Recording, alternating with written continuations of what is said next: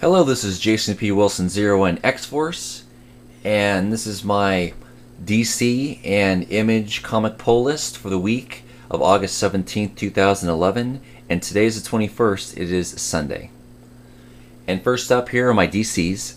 Now, I would like to say that last week was the beginning of the ending of my favorite books, which are my DC books.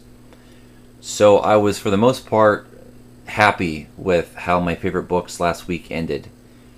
And so there's a lot of anticipation going into this week because there were some of my other favorite books ending this week. And here, the most anticipated for me for this week was Batman. So Batman 713. I felt it was a good issue. But I completely understand those of you who are disappointed with it. First up, I would like to say this. All the DC books, for some reason, for me, they were ugly. They were ugly this week. Last week, I don't know, it felt like last week, the artwork, there was a lot of love in there, a little extra, put into the artwork. Even though I felt the Batman and Robin issue last week was kind of messy, it was supposed to be because the type of book and the type of story it was. And it was like a one-shot, but, it was interesting, and the artwork was supposed to be like that. This week, though, I have to say I felt the DC books were rushed. I got this rushed feeling when I was reading them.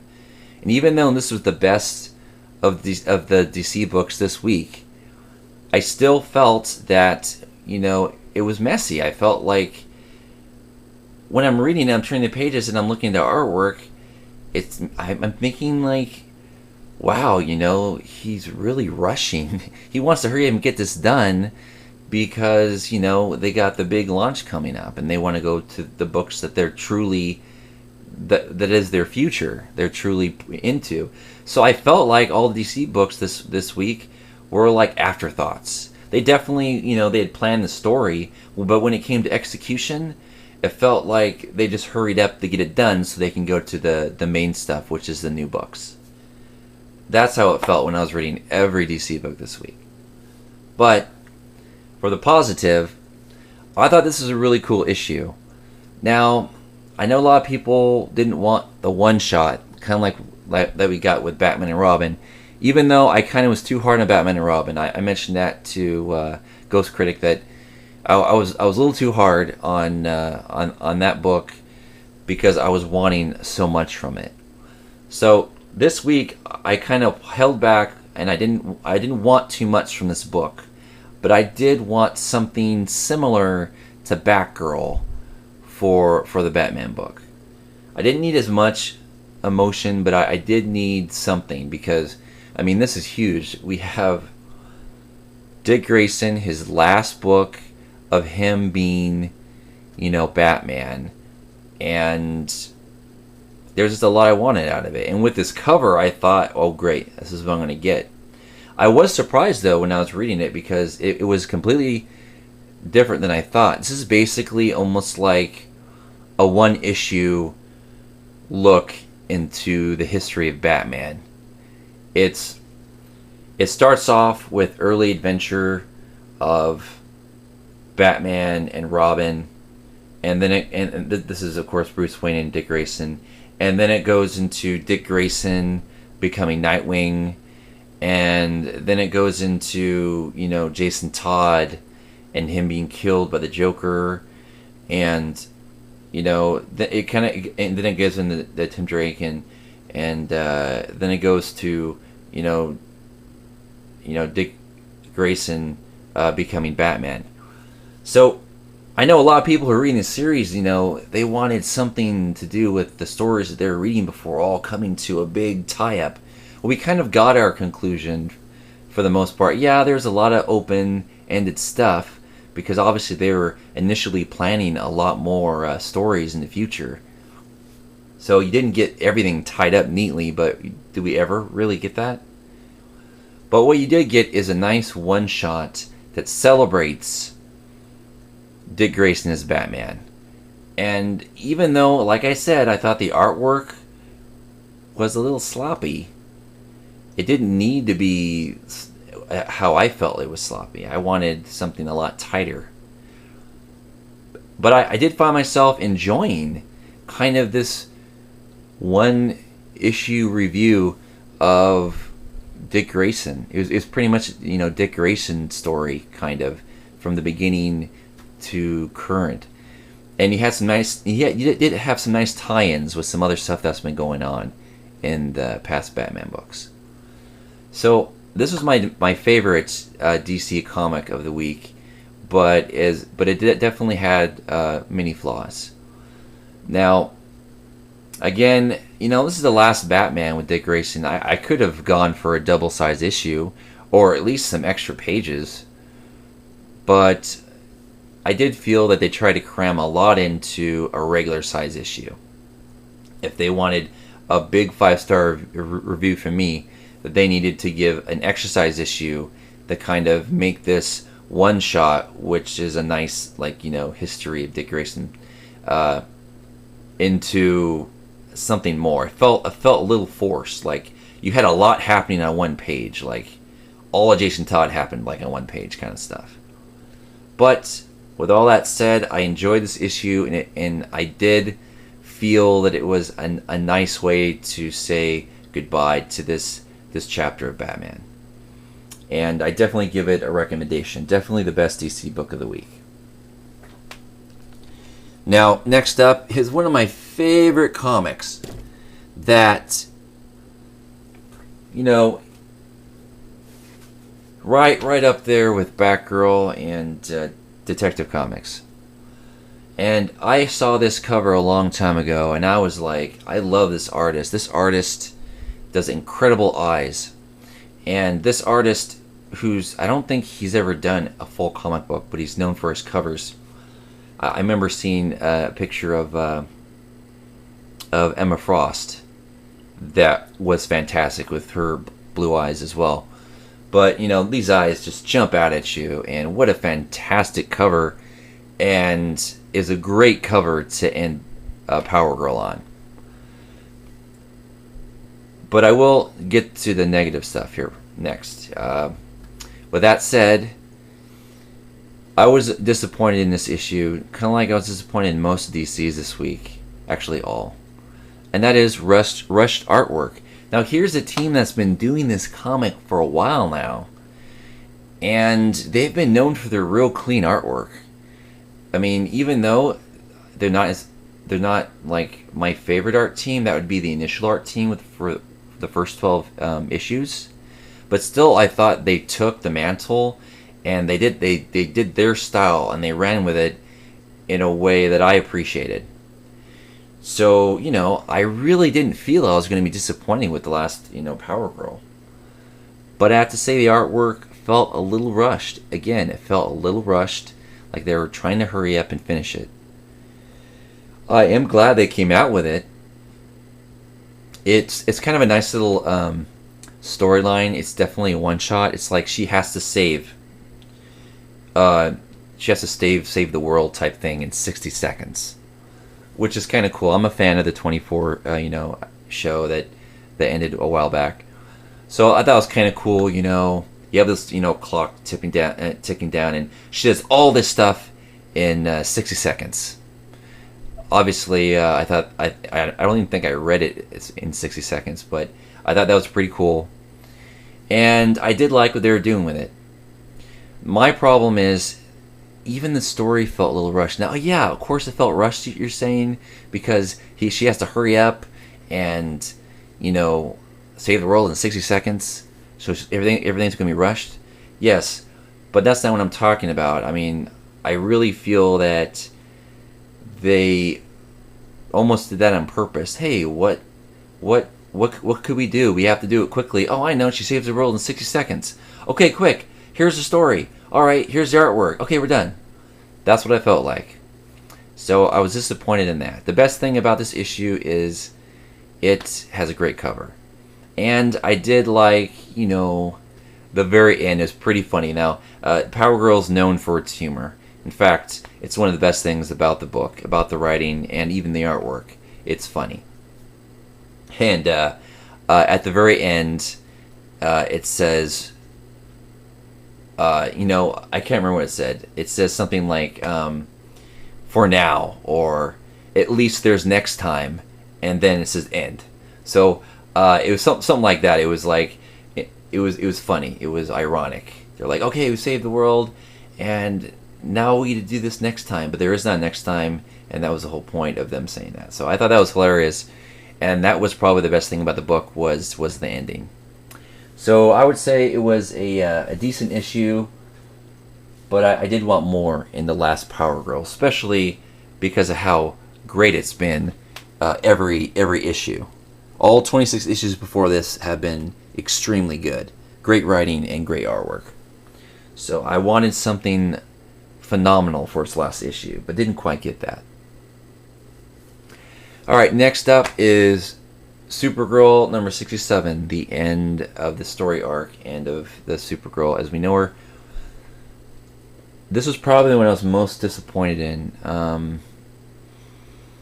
Artwork was sloppy, definitely rushed. It's no question about being rushed because I just recently read the last issue. I kind of reread it so I kind of want to remember what was going on, and the artwork was nice. And then this artwork by the same people is completely kind of sloppy. In fact, it's kind of ugly. This is probably the ugliest artwork I've seen in Supergirl in a long time. And the very end was kind of cheap. And what I mean is, she kind of reveals to the guy here on this cover, I won't get into names, but, they kiss and they're floating up. And then he's like, what's this? And then she has a super uncomfortable close-up of her face. And she's like, oh, it's magic. Or something like that. And, sure, that's kind of cool because you can let him know that she's Supergirl because it's the last issue. But it's kind of rushed. And, man, was it ugly. I mean, this was probably the only issue I've ever read of Supergirl where I thought Supergirl was ugly because they just drew that way. When she's in her, quote unquote secret identity, she looks unattractive, nasty. Now I'm not superficial, but it's just so inconsistent to the way they've been drawing her just in the last issue. Again, I felt the writing and the artwork were all rushed, so very disappointed. Obviously, I'm glad I got it, but only because it's the last issue. If it wasn't the last issue, I would be really upset I even bought it. And another one that I'm disappointed in, and that is DC Superman Batman number 87. Again, a great series. It's been a great pickup series. You could drop it, pick it up, didn't matter because every story arc, for the most part, had nothing to do with the story arcs before it. It was really fun that way. It's one of the best DC's, concepts to come out in a long time. You take Superman and Batman, and you tell different stories about them in different Earths, different realities, and some set in the big DCU. But all the artists and all the writers have always had fun with this title.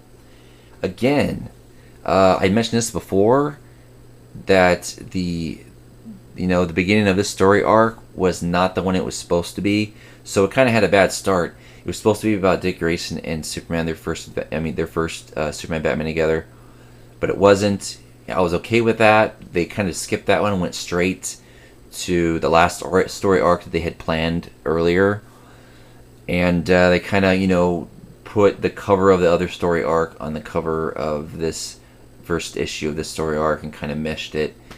So for me, who knew about what was coming, it was a little confusing, but I kind of looked at it for someone who didn't know, and I thought it was a pretty good start. I definitely was cool with the writing. I liked the writing quite a bit. And this is a really cool cover. It kind of shows you exactly what's happening in the very first pages of this book, which is something that they don't do much either. But again, I felt that it was a quick wrap-up. I felt like maybe the story arc was supposed to go on for another issue or two, but instead they had to hurry up and wrap it up, and they did. So again, you got kind of. This wasn't as bad as the Supergirl artwork. It had its moments, but still, it was rushed artwork, and it was most definitely rushed art. Most definitely rushed writing. So yeah, I was quite disappointed with this issue. Again, I'm glad I read it. I'm glad I bought it because it was the last issue. But man, I had a lot of disappointments this week for DC, and this just kind of was more on top of that. So yeah, those were my big disappointments this week. I will end it on something positive though for DC, and that is my guilty pleasure of the week. I saw this. I heard it was coming out.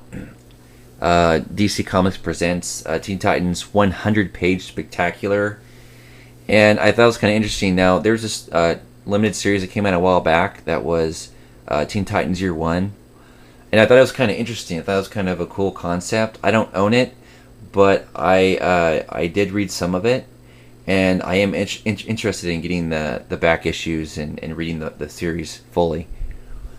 So when this is the Wonder Woman from that Year One, same costume and everything, and same characters from Teen Titans. So when those characters were in this one shot that was not only a 100-page spectacular, but if you can look at this binding, the binding is the same binding as you would a trade, a paperback trade. So that was cool. Sometimes when they have these big issues, they just smash it together and they put the crease, binding on it like a normal comic. So when you're reading them, they're, they kind of bend funny sometimes. But they went ahead and they put a nice binding on this.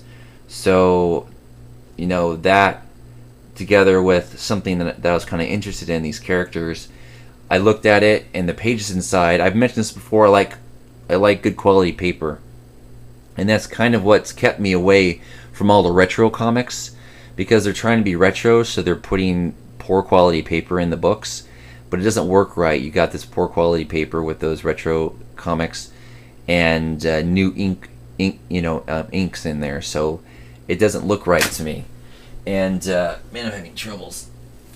So yeah, they definitely put nice glossy artwork in here, and really good quality paper. So when you're turning the pages, the colors are really popping, and they're really shiny, and I appreciate that. Plus, the art style is retro, because it's almost like a very classic art style. So it's like the early adventures of these heroes that are now the main heroes. By this time, they're all young, and even the writing is a very kind of old style writing, but it's very much appreciated. Now, this book is expensive. It is $7.99. Even with my discount I get because I have a big saver, it still was an expensive book, and I usually do not do that. But what I looked at this was that, would I buy a trade for $7.99? Heck yeah. I mean, that's why I picked up Morning Glories, because it was a $9.99 trade, and that's as cheap as you can get for trades. So I kind of looked at this as a trade. It's a trade paperback, basically. And I kind of was in the mood for something fun like this, so I went for it. And it was my favorite DC that I read this week, because I was so disappointed with the ending of all those issues, all those great series ending on a whoopee cushion almost. It's just like, ugh. But this was a great, even though it's $7.99, it was money well spent. It was a fun, attractive book, and it's something that they rarely do. They really don't do this very often, and I felt, they might not be doing this anytime again soon. So really great quality work in here, both from the printers and the artists and the writers. Very, very fun. Definitely recommend this if this is the kind of retro thing you're looking for. Definitely something I would recommend if that's what you want to read. Okay, next up here are my images. Actually, these are my independents. So starting will be my one and only image for the week. Now, I reviewed issue number 1 And issue number 2 came out, and I never got it. You know, they do that to me sometimes, and it was really expensive for me to hunt it down online, so I was just not going to read this series at all. But then I saw that, you know, they had this in the store again, and he mentioned that they won't have that problem and not get the issues. So I love this cover. So I was like, you know what, go ahead and put this limited run, 6-issue run back on my saver. I'll go ahead and find that, you know, issue number 2. So I'd recently ordered it online. I haven't received it yet, so I can't read this yet. But I did look through it when I was in the comic book store, and I was quite impressed with what I saw. It was more of the greatness that I liked in issue number 1. So I can't really say a review at this point. I have to read issue number 2 when it gets here first. I'll talk about both of them at the same time, maybe once I read it. Maybe when issue number 4 comes out. But, yeah, looking forward to this. Alright, and last up, for my independents, is One. Now, this doesn't come out very often. You know, it's a very small independent company. This is from GG Studio Design. So, GG Studio Design, this is the only thing I've ever read from them. But I would like to say this. I read a lot of comics, and why is it that independent comic books, with the exception of maybe, you know, Image, because they're pretty close to what Marvel and DC puts out, but the smaller the comic company, the better quality paper they have. I mean, this paper is thick paper. You turn the if you like held it, there's a board in there now, but if you held it sideways, even without the board, it would almost be straight. I mean, it's really thick paper. I've been enjoying this book. I think the artwork, you know, the art style for me is pretty cool. Sometimes it feels kind of graffiti-ish, like maybe this artist also does graffiti work for cars and stuff like that. Like maybe, like kind of like, you know, when they put like a hot girl on the side of a van, kind of graffiti. That's what the graphic work feels like in this book sometimes. But I don't read a lot of fantasy right now, and this is really my only fantasy that I'm reading. And the story, even though sometimes it's a little simple, I enjoy it. I do. And it's been getting better the more issues that have come out. I almost wish that I waited to read any of them until it was complete, because like I said, they come out like maybe every other month if I'm lucky. So I kind of almost have to read the last issue to remember what's going on sometimes. But it's a very high quality for such a small studio. But again, I think my question for you guys is, why is it that the big multi-million-dollar companies have the thinnest paper, and the tiny little studios that can barely keep their doors open, they have the best, thickest paper in their comics? You know, I think IDW also has really good, nice, thick paper. I'm not sure. I'm not sure why that is. Maybe if you guys know, you guys can let me know. And that is my comics for the week. Thanks for watching, and I'll see you next time.